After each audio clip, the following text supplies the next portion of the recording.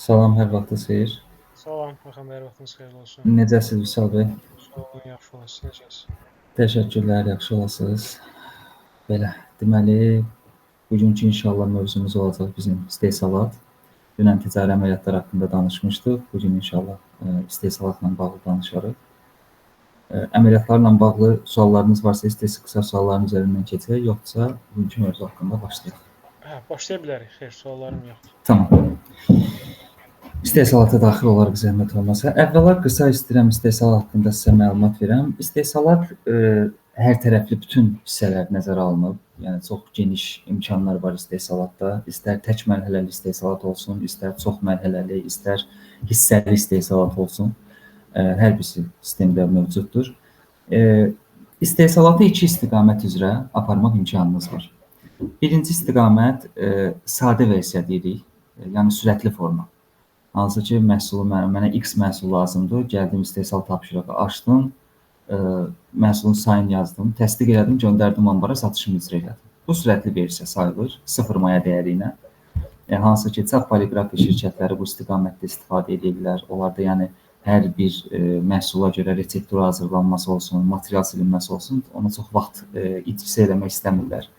O baxımından o sürətli versiyadan istifadə edirlər. İkinci versiya detallı versiya sayılır. Detallı versiyada artıq sizin stok üçün seriyalı istehsal edirsinizsə və yaxud da ki, sifariş əsasında istehsal aparırsınızsa, bəlli istehsal edəcəyiniz məhsulun materialları nələrdirsə, silib sifarişin özünə bağlayırıq və nəticədə sistem maya dəyərini formalaşdırırsınız. Dəqiq formada formalaşdırır və ondan sonra satışını həyata keçirdə bilirsiniz. İstehsalatı elə bir formaya gətirmişik ki, elə istehsalatın tərkibinə daxil olmaqla məhsul da adlandıra bilirsiniz, reseptura da yaza bilirsiniz, ambardan silinmə də edə bilirsiniz, birbaşa satışa da vura bilirsiniz, hətta ödənişini də qəbul edə bilirsiniz. Hər bir şeyi istehsalatın tərkibində aparmaq mümkündür. Hər iki versiya, yəni həm sadə, həm detallı versiya üzərindən əməliyyatlar apararıq indi sizlə. Ki, hansı sizə uyğun olsa, o istiqamət üzrə əməliyyatlarınızın icrasını sistemdə tətbiq edərsiniz. Əvvəla yeni istehsal tapşırığına klikləyirik. Birinci növbədə sifariş bölməsi açılır burada. Sifariş bölməsində təbii ki, biz istehsalatın başlanma, bitmə tarixini müddətsiz də saxlaya bilərsiniz və yaxud da ki, deadline kimi nə vaxt təhvil verməliyəm müştəriyə qeyd edə bilərsiniz bitmə tarixini.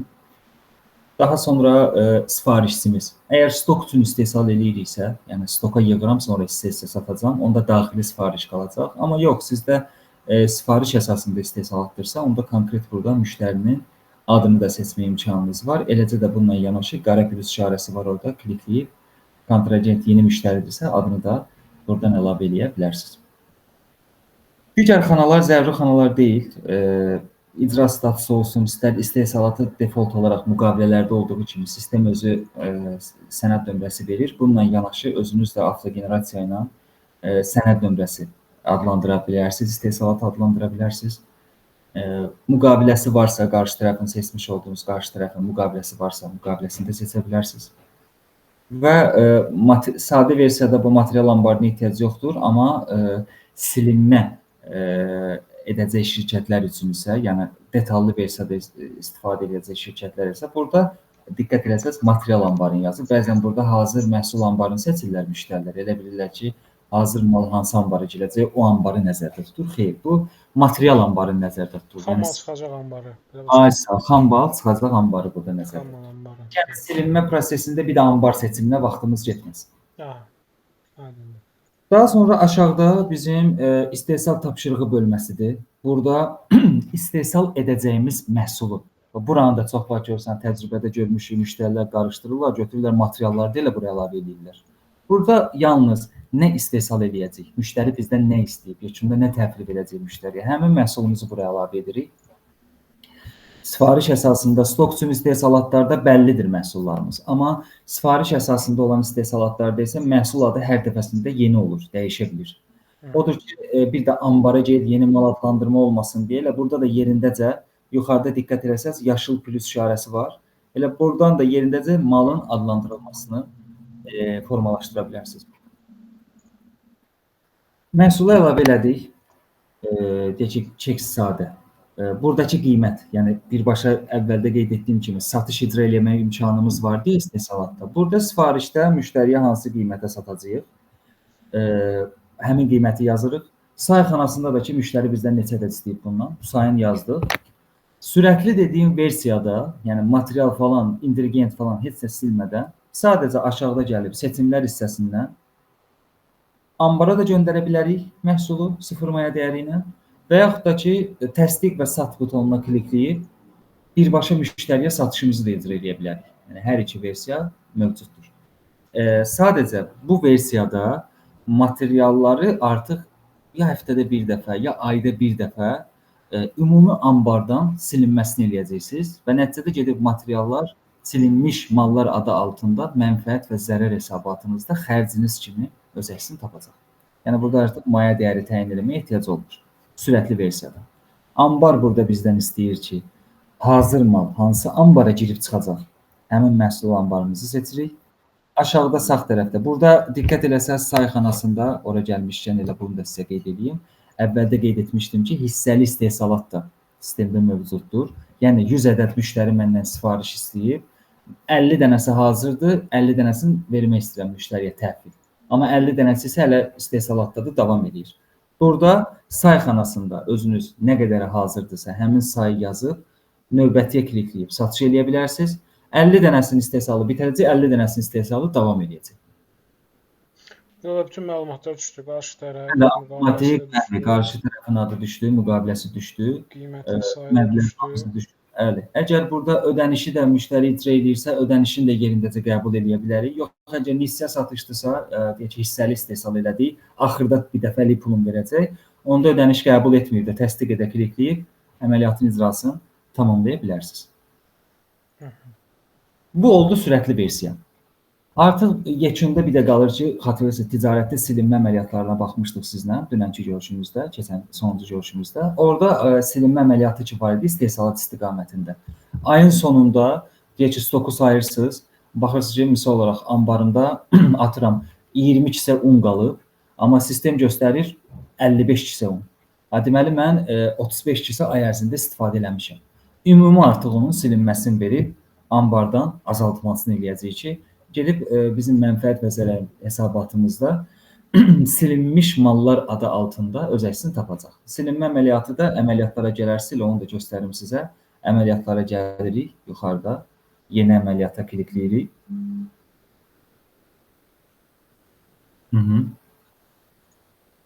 Yuxarıda diqqət eləsəz silinmə var. Burada sadəcə xərc mərkəzi növü baş ofis kimi qalır. Artıq hər hansı bir sifarişə bağlama ehtiyac olmur. Ümumi şirkət xərci kimi ambarımdan ingredientlərimi silirəm və ya da ki, materiallarımı silirəm. Məhsullar əlavə edilir və ya da siyahıdan da seçə bilərsiniz. Seçim elədik, saylarını yazdıq, təsdiq elədik və ambardan azaltmanı tamamladıq. Məhsullarımı seçdim, saylarımı yazdım. Bəli. Seriyalı məhsul əlavə eləmiş sonra okey. Təsdiq elədik, məhsullar ambardan da silinməsi getdi Ümumi şəkildə silinməsi getdi və indi misal olaraq hesabatlar moduluna gələrsiniz bir dənə zəhmət olmasa. Mənfəət və zərər hesabatı var orada yuxarıda. Burada artıq satdığımız mal satışdan maya dəyərində 0 kimi düşəcək. Ən axıra gəlsəz burada, ən sona. Görürsünüz, silinmiş mallarda 48 manatlıq silinmə gəldi burada, öz əksini tapdı. Siz zəhmət olmasa burada aylıqdasınız. Mənfəət zərəri günlükdə baxmaq olur. Bir dənə günlər üzrəyə keçirərsiniz. Bəli. Bu gün ayın 20-si. Sağa biraz verərsiniz. 20-sinə baxaq burada. Yəni necə görsənəcək. Bəli. Və 20-sində göstərir 75 manatlıq satış elədik. Maya dəyəri 0. Çünki sürətli versiya ilə elədik. 75 manat qazanc. Ən aşağıya gələrsiniz. Orada bizim 28 manatda silinmiş materialımız öz əksini tapdı və nəticədə sistem onu bizim 75 manatlıq qazancımızdan azaltdı. İndi orada əmək haqqı falan bu gün ödənilib deyə Burada deyəsən bu əmək haqqı hesablama metodu ona görə. Mən bunu qas eləsəm. Artıq burada görürsünüz, bəli, hesablama metoduna 175 ən axıra 0 hesablamamışam deyə. Silinmiş mallar üstdən çıxdı. Mənə yekun mənfəət bizə mənfəət göstərdi. Yəni bir şey nəzərinizə çatdırım ki, istər sürətli versiya ilə aparaq, istər detallı versiya ilə aparaq, nəticə etibarilə bu 47 manat ki var, bu dəyişmir. Bunu sistem zaten dəqiq verir bizə. İstəsəz o 28 manatı maya dəyərində də əks elətdirsəydik, yəni burada yenə də 47 manat alacaqdıq yekunda. Ayrı-ayrı da qeyd eləsə, yenə də bu 47-ni alacaq axırda. Aha. Yəni Aydın. məntiq budur. Yəni orada bir qeyri-adi bir yəni forma yoxdur. Sadəcə bu əməliyyatçının, yəni sahibkarın görmək istəməsi hansı formada görmək istəyir. Şirkət var, deyir, misal olaraq kağız etiket istehsal edən şirkət var. Orada bir etiketə nə qədər kağız getdi, onu hesablamaq qeyri-mümkündür. O şirkət misal olaraq 0 maya dəyəri ilə indi etdiyimiz versiyada əsas odur, sifarişini görsün, satışını icra eləsin. Ayın sonunda bir dənə anbar sayımı aparır, materialları artıq əskiyin apardı, rasxod kimi bağladı, gəlir burada. Yekunda gəlir istədiyi nəticəni əldə edir. Şirkət də qoy deyir, yox, mən atıram, divan istehsal edirəm. Bu divan mənə neçəyə başa gəldi, bunu görmək istəyirəm. Onda artıq indi icra edəcəyimiz detallı versiyadan istifadə edirlər. Hansı ki, konkret o divanla bağlı nə qədər parça getdi, nə qədər süngər getdi, nə qədər deyək ki, X material getdi, silib bağlayırlar həmin sifarişə və nəticədə sistem dəqiq maya dəyərini çıxardıb sizə təklif edir ki, bu divan bu qiymətə sizə başa gəldi, marjasını qoyub satışını icra edirsiniz və burada artıq satışdan gəlir, maya dəyərini də göstərir və onu sizin qazancınızdan çıxır. Burayla bağlı sual varsa buyurun. Bu işlə bağlı xeyr. Tamam. İndi artıq gedək ticarətli istehsalatda ikinci versiya üzərindən əməliyyatın icrasını həyata keçirdək. Yenə də istehsal tapşırığını açırıq, yeni istehsal tapşırığı.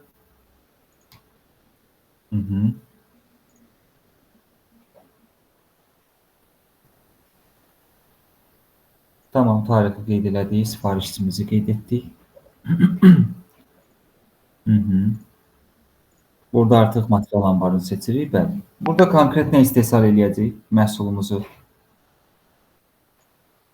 əlavə edirik.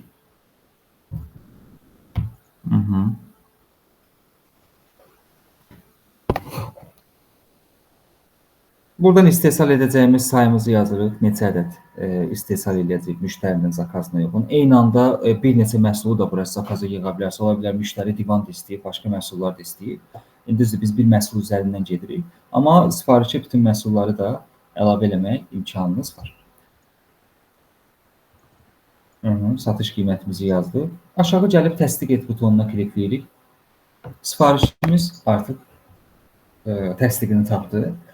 Reseptura metodu da var. Yəni, bu məhsulla bağlı mən hansı materialları, bu yenə də deyirəm, stok üçün istehsal edən sifarişlər, istehsalatlar üçün keçərlidir. Yəni, mən müştəri zakazına görə istehsal aparıramsa, resepturaya ehtiyac yoxdur.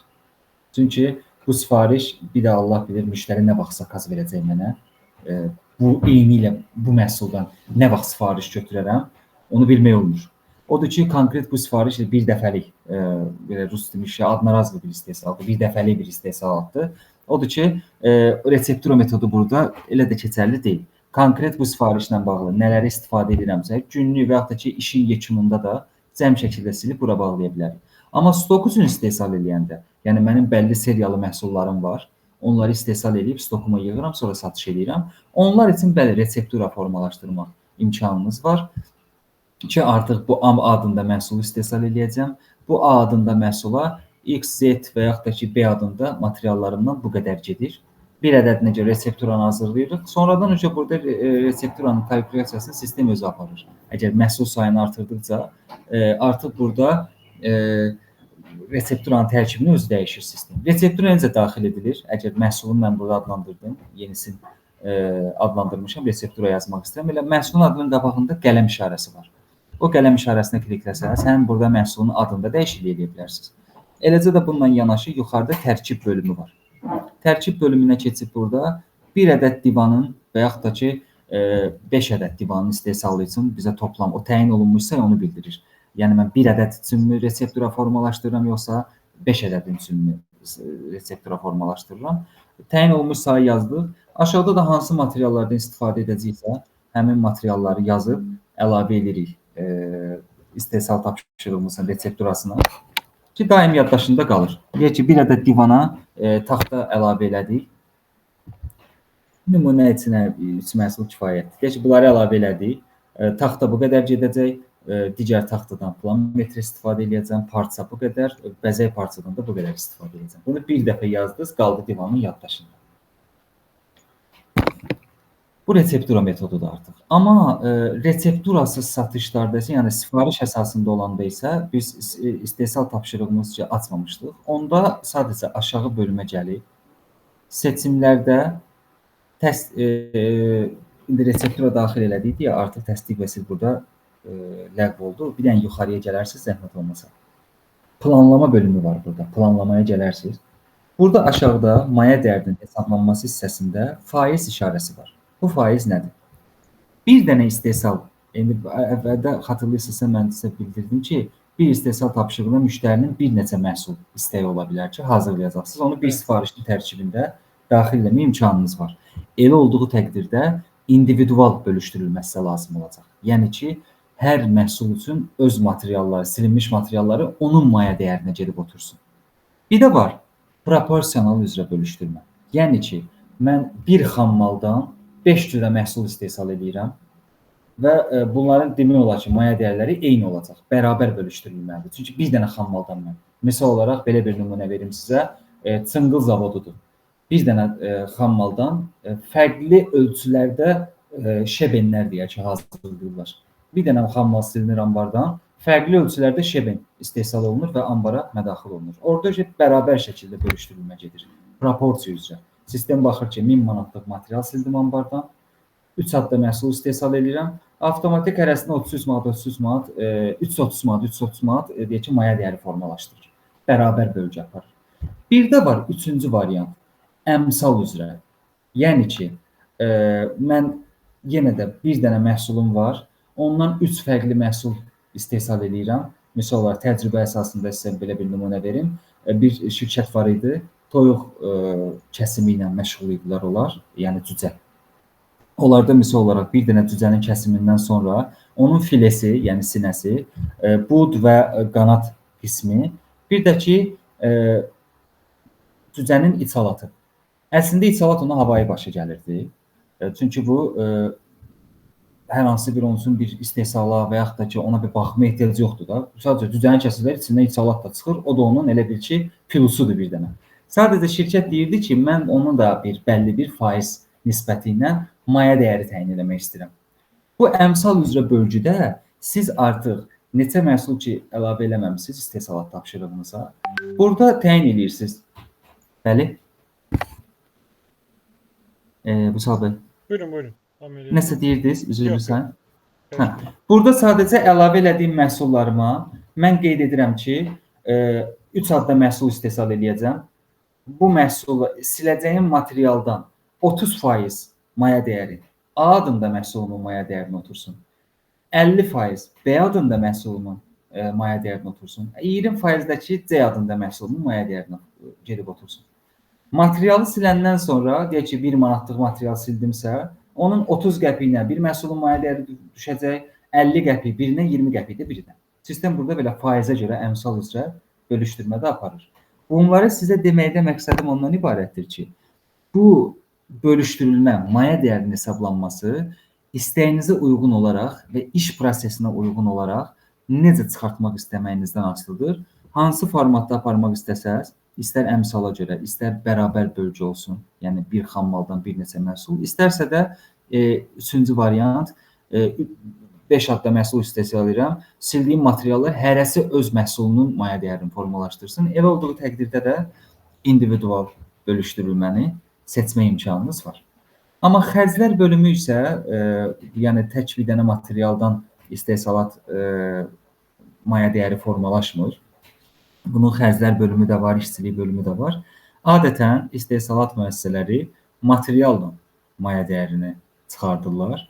Digər xərclərdir, işçilikdir. Onu ümumi şirkət xərci kimi qeydiyyatına aparırlar ki, ayın sonunda mənfəət zərərə ki, bayaq baxdıq, ayrı-ayrılıqda materiala görə maya dəyərini görsünlər, xərclər və əmək haqqını da ayrı-ayrı görüb mənfəətli, dəqiq izləyə bilsinlər. Təbii ki, burada siz özünüz də hər sifarişə xərci nə olubsa, işçiliyi nə olubsa əlavə eləmə imkanınız var. Sadəcə bu bir qədər sizin iş əməliyyatlarınızı, elə bir sistemdə əməliyyat icrasını çoxaldacaq. Yəni deyək ki, ayın sonunda sizə 1000 manatlıq elektrik enerjisi xərci gəlir. Şirkət var deyir ki, mən bunu bölüşdürmək istəyirəm ay ərzində bütün sifarişlərimin arasında. Onda deməli ay ərzində 20 dənə bunun istehsal tapşırığı olubsa, istehsal olubsa, 1000 manatı 20'sinin arasında böləcək. Hərəsində deyək ki, 500 manat, 500 manat 20 dənə əməliyyat aparmalıdır. Üzr istəyirəm. 50 manat, 50 manat 20 dənə əməliyyat aparmalıdır ki, hərəsinə 50 manat, 50 manat otursun. Amma dediyim kimi, bu 20 dənə əməliyyat deməkdir. Amma bir sıra demək olar ki, bütün istehsal müəssisələrində daha o əziyyətə getməmək üçün deyirlər ki, o fərqi nədir? Maya dəyərində oturmuş ya da ki, mən birbaşa ilə 1000 manat elektrik enerjisi xərci qeyd edeyim. Zaten onu mənfəətçilərində sistem mənə göstərir və gedir mənim qazancımdan azaldır. Nəticə etibarilə indi gəlib eyni mən lazım olan nəticəni əldə edəcəm mənfəətçilərdə. O baxımından materiala daha çox fokuslanmaq lazımdır ki, indi tərkibi qeyd elədik. Eləcə də burada da gəlib bir məhsul olanda istehsalatında individuala ehtiyac yoxdur, elə proporsiya üzrə də qala bilər burada. Amma bir neçə məhsul əlavə edirsinizsə istehsal tapşırığına, onda individual bölüşdürülmədən istifadə edə bilərsiniz. Belə olduğu təqdirdə artıq aşağıda seçimlər bölümünə də gəlib, resepturalı əgər sifariş deyilsə, yəni resepturası yoxdur, zakaza görə silinmə eləyirəm, təsdiq və silə klikləyib silinməni apara bilərsiniz. Amma tərkib qeyd elədiyinizə görə, biz bu istehsalatda tərkibi qeyd elədik. Burada artıq silinmə əməliyyatında avtomatik məhsulları da bizim üçün sistem buraya əlavə edəcək. Hansı məhsulları əlavə eləmişdiksə, tərkib üzrə saylarına qədər əlavə edir bura. Bizə sadəcə burada təsdiq et butonuna klikləmək qalır ki, ona klikləyib bu materialların ambardan çıxışını veririk və nəticədə sistem istehsala çağırmış olduğumuz Divan 1 adlı məhsulumuzun təsdiqləyə bilərsiniz, bəli, təsdiqləyin və maya dəyərini bizim üçün dəqiq formada hesablayır və indi bax burada planlama hissəsində görəcəyik ki, silmiş olduğumuz materiallara görə bizim divanın maya dəyəri oldu 143 manat material əsasında. Bundan sonra artıq seçimlərdən birbaşa sata da bilərik müştəriyə və yaxud da ki, ambara da göndərə bilərik. Ambara göndərmədə sıfır, indi isə artıq silinməyə görə mənə material üzrə ambar məhsulun maya dəyərini formalaşdırdı. Bəli. Təsdiq etdik və istehsal prosesi tamamlandı. Hər iki versiya bundan ibarət idi. Sürətli və detallı versiya. Resepturalı olanda misal olaraq bir dənə də yeni istehsal tapşırığı açarsınız, zəhmət olmasa. Biz təsdiq və sillə materialların adları düşdü. Amma o divan bir məhsulunu bir də əlavə edərsiniz. Çünki onun üçün reseptura yazmışdıq. Bir başqa silinmə metodu da var. Onu da mən sizə göstəreyim. Elə bir ədəd qala bilər, problem yoxdur. Yəni yuxarıya gələrsiniz zəhmət olmasa. Burada indi tərkib görürsünüz çıxdı. Üzərinə kliklərsiniz məhsulun adının üzərinə. Resepturaya daxil etdiyimiz məhsulları bizə burada göstərir. Ola bilər ki, misal bu günləri mən taxtanı vermişəm kəsimə. Bu gün mən taxtanı silmək istəyirəm. Yəni bir də taxta, o bayaqki təsdiq və sildə bütün materialları əlavə elədi bizim üçün sildik. Amma bu tərkib hissədə bu məlumatı silmək istəyirəm ancaq. Quş qoyub silinmə sözünə klikləyəcəksiniz. Ambar sayını da burada sizə göstərir. Ambarımızı seçirik. Burada hansı ambardan silinmə getsin. Davam etər. Bundan ambar qalığı yoxdur. Görürsünüz, 0 göstərir. Orada sadəcə deyə bilərsiniz ki, nəyə görə ambarda var yazısı çıxmışdı orada. Orada sistem bütün hesabımızda olan, açmış olduğu bütün ambarlarımızı nəzərə alaraq bizə qalığı göstərir. Mən digər məhsuldan silsə, görə bilərəm. Burada var. Bəli, bundan var. Davam etə kliklədik və aşağı düşüb təsdiq edə klikləyirik, silinməni ambardan edir. Bu da belə bir variantda var silinmə. Və ambardan eləcə də silinmiş malların da ayrıca orada bir siyahısı var. Tərkibin yanında silinmiş olduğumuz siyahı üzrə bütün materialları burada da görə bilərik sonradan. Hətta filtr də eləyə bilərik. Sənədə görə, seriya nömrəsinə görə, sənəd nömrəsinə görə burada filtr də eləyə bilərsiniz. Eləcə də Excel-ə çıxarış da var. Excel-ə də çıxarış edə bilərsiniz. Bu isə sadəcə. Mən sırayla tərkib bölməsindən heç bir sonraki silinməni etmək istəsəm, yenə də onu seçib, var ambarda davam et. Burada mənə sayı özü verdi. Təsdiqləyirəm. İkinci məhsulumu da silmiş oldu. Bəli, bəli. O da gəldi düşdü bura. Daha sonra istehsalatlarda bilirsiniz yayınmalar da olur. Yəni deyək ki, mən tərkib hissə qeyd eləmişəmsə, atıram birinci məhsuldan 5 dənə silməli idim. Belə oldu ki, taxta usta deyək ki, düzgün kəsmədi. Bırak oldu da artıq. Təzədən yenə də taxta verirəm ona. Əlavə. Yenidən də silinməni apardığınız təqdirdə düzdür, gedir maya dəyərinə oturur, amma artıq bir dənə silinmə eləyərsiniz bu məhsuldan. Ya kimsə olaraq 2 metrdə silək bundan şərti olaraq. Burada artıq görürsünüz sayı özümüzün yazmasını istəyirik. Çünki resepturada biz artıq silinməni eləmişik. Və diqqət eləsəz, tərkib hissədə görürsünüz tərkib sayı 5, sərf olunan sayı 5. Əlavə sildiyimiz bir dənəni isə, 1 metrəni isə artıq aşağıda tərkibdən kənar material kimi addır bizim üçün ki, biz sabahki gün baxanda bilək ki, bu sifarişdə biz reseptura üzrə 5 silməliydim, silmişəm, 1 metrə də mənim yayınmam olub burada. Və bunu siz silinmiş malların hesabatı ki var, hesabatlar modulunda. Orada da görə bilirsiniz. Ay ərzində taxta deyək ki, silmişəm 5 metrə, toplamda 7 metrə, 6 metrə silmişəm. Bunun 5 metrəsi reseptura əsasındadır, 1 metrəsi mənim tərkibdən kənarımdır. Və beləliklə siz ayın sonundakı hesabatlara baxanda silinmiş mallara yayınmalarınızı da görə bilirsiniz ki, mənim bu ay taxtada nə qədər yayınmam oldu. Resepturadan kənara çıxmışam. Tərkibdən kənara çıxmışam. Bunu da addelli sistem sizə göstərir. Misal olaraq hesabatlar moduluna bir dənə gələrsiniz zəhmət olmasa.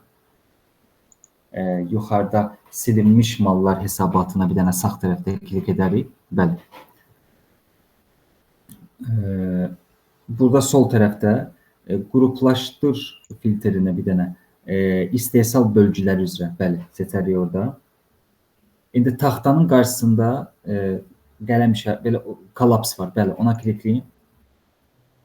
Və burada sistem göstərir ki, burada indi məbləğə görə göstərir. İstəsəz sol tərəfdə filtrdə aşağıya gəlsəz, miqdara görə də baxa bilərik. Məhsul sayına keçirərsiniz onu. Və taxtanı göstərir ki, 55 dənə biz resepturaya görə silinmə eləmişik. Bir dənə də tərkibdən kənar, yəni yayınmamız olub. Belə də detallı formada aylıq hər məhsul üzrə yayınmalarınızı da burada detallı formada görmə imkanınız var. Aydındır. İstehsal olunmuş məhsulların da ayrıca hesabatı var.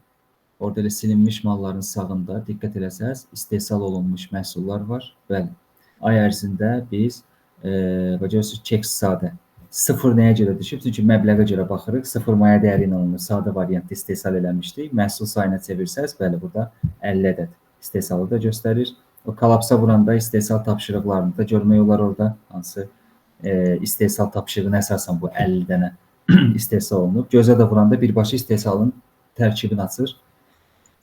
Bütün detallı görmək olur oradan. Hansıdır, nə qədər material silmişəm və yaxud da ki, nə qədər sifarişim olub mənim, hamısının detallı istehsal tapşırığının tərkibini izləmə imkanınız var.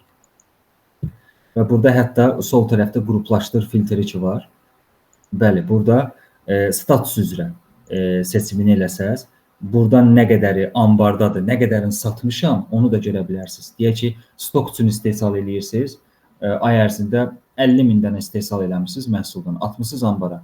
Bundan nə qədərini satmışam, nə qədər hələ mənim ambarımda qalıb, onların məhsullara görə ayrı-ayrı sistem sizə göstərir. Satılanı göstərir ki, çek sadədir, ambardaya klikləyəndə isə 15 dənədən göstərdi ki, bundan divan 5 dənədir, divan 1 məhsulda 10 dənədir. Ambarımda da hələ onu satmamışam.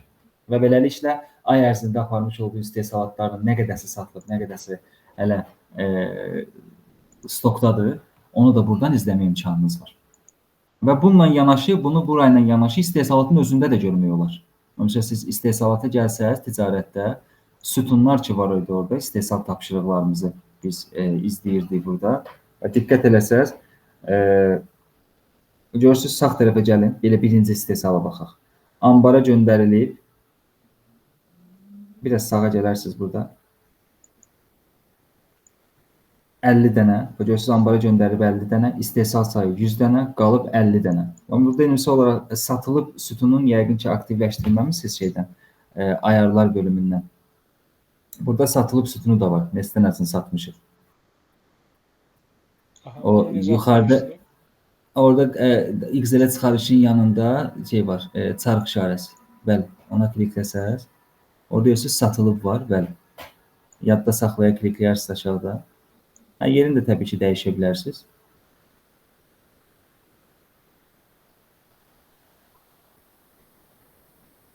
Buradan birbaşa satmamışıq deyə məhsulu. O hara getdi bu sifariş?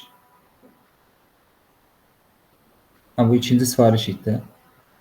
Buradan birbaşa satılıb olmayıb deyə ona görə burada göstərmədi. Burada hətta sistem sizə istehsalatdan sonra birbaşa satılıbsa həmin məhsuldan, biz indi hissəli istehsalı tam bitirməmişik də bu istehsalı. Hissəli şəkildə bunu apardıq. Tam bitdiyi təqdirdə burada satılmış sayını da göstərir bizə. Aha, aydın. Belə, istehsalatla bağlı başqa suallarınız varsa, buyurun. Müsaade. Burada bu düymələri gördüm mən status bölməsində istehsalatda. Hı -hı.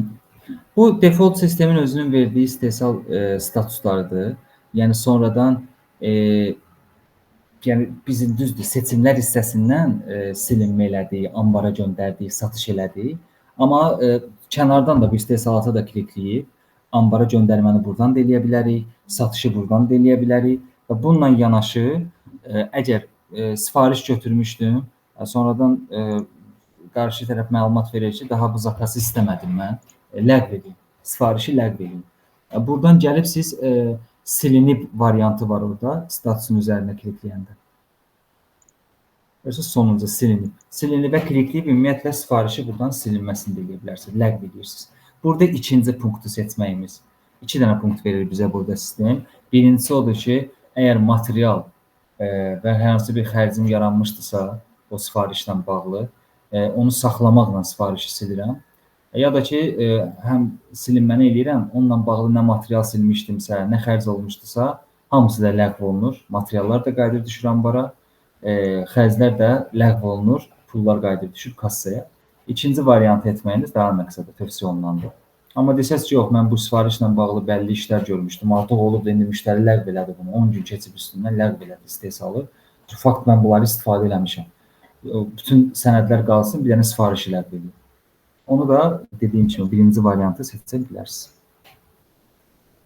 Aydındır. Belə, mən başqa bu hissə ilə bağlı sualım yoxdur. Özüm də test edib yoxlayaram. Bəli, test əməliyyatları apararsınız. Sol tərəfdə də filtrlər hissəsidir. Burada da bitən istehsalatlarınızı yuxarıda ambarda statusu var. Bəli, bura keçid eləyib. Bitən istehsal tapşırıqlarınızı da burada izləmə imkanınız var. Ambarda statusunu da göstərir. Hətta satmış olduqlarınızda. Burada bəzən görsən müştərilər qarışdırırlar ki, mən bunu niyə ambarda göstərir? Bu məhsulu satmışam mən. Bu sadəcə statusdur. Statusun növüdür, ambarda. Yəni bu istehsalın bitdiyini bildirir. Yəni bitirmişəm, ambarda statusunu atmışam. Bu o deməkdir ki, bu maldan ambarımda da var mənim. Satmışamsa heç onu gedib mən satış hesabatında görə bilərəm. Eləcə də istehsalındakı o hesabatda da göstərdir ki, nə qədərsə satılır. Bu sadəcə status ambarda statusunu bildirir ki, yəni ya istehsalatdadır, ya da ki bitib ambardadır.